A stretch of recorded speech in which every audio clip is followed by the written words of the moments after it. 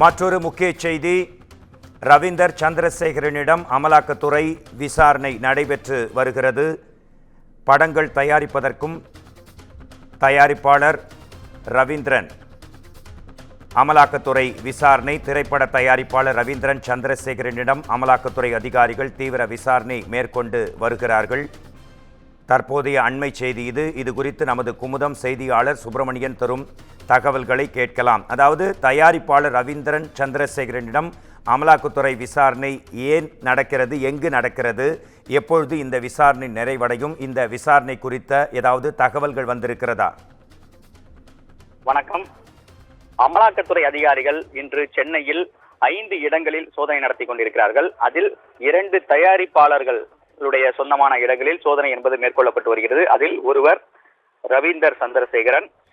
இவரிடம் அமலாக்கத்துறை அதிகாரிகள் விசாரணையும் மேற்கொண்டு வருகிறார்கள். சென்னை அசோக் நகரில் இருக்கக்கூடிய அவருடைய வீடு, அதே அசோக் நகரில் இருக்கக்கூடிய அவருடைய அலுவலகம் மற்றும் மற்றொரு இடத்தில் மொத்தம் 3 இடங்களில் அவர் சொந்தமான இடங்களில் சோதனை என்பது அமலாக்கத்துறை அதிகாரிகள் மேற்கொண்டு வருகிறார்கள்.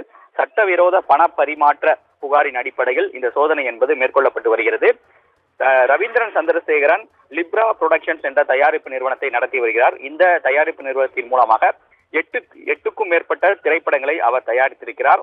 இந்த திரைப்படங்கள் தயாரிப்பதற்கான மூலதனம் எங்கிருந்து வந்தது, அது மட்டுமல்லாமல் இதில் கிடைத்த வருமானத்தை எங்கு முதலீடு செய்தீர்கள் என்று பல்வேறு கட்ட ஆவணங்கள் கைப்பற்றப்பட்டு அதன் அடிப்படையில் ரவீந்திரன் சந்திரசேகரிடம் விசாரணை என்பது மேற்கொள்ளப்பட்டு வருகிறது. குறிப்பாக அசோக் நகரில் இருக்கக்கூடிய அவரது தயாரிப்பு நிறுவன அலுவலகத்திற்கு அவரை அமலாக்கத்துறை அதிகாரிகள் அழைத்து சென்று தற்போது விசாரணை மேற்கொண்டு வருகிறார்கள்.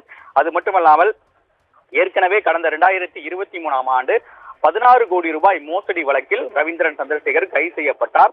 அந்த வழக்கை மையமாக வைத்துதான் அமலாக்கத்துறை அதிகாரிகள் இந்த சட்டவிரோத பண பரிமாற்ற வழக்கை கையில் எடுத்திருக்கிறார்கள். குறிப்பாக அதில் பல கோடி ரூபாய் மோசடி நடந்திருப்பதாகவும் சந்தேகம் எழுந்திருக்கிறது. எனவே அந்த பணம் சட்டவிரோத பண பரிமாற்றத்தின் அடிப்படையில் நிகழ்ந்ததாக அமலாக்கத்துறை அதிகாரிகள் சந்தேகித்திருக்கிறார்கள். அதன் அடிப்படையில் ரவீந்திரன் சந்திரசேகரிடம் தற்போது விசாரணை என்பது மேற்கொள்ளப்பட்டு வருகிறது. ரவீந்திரன் சந்திரசேகரன் அமலாக்கத்துறை விசாரணை குறித்த உங்கள் உடனடி தகவல்களுக்கு நன்றி சுப்பிரமணியன்.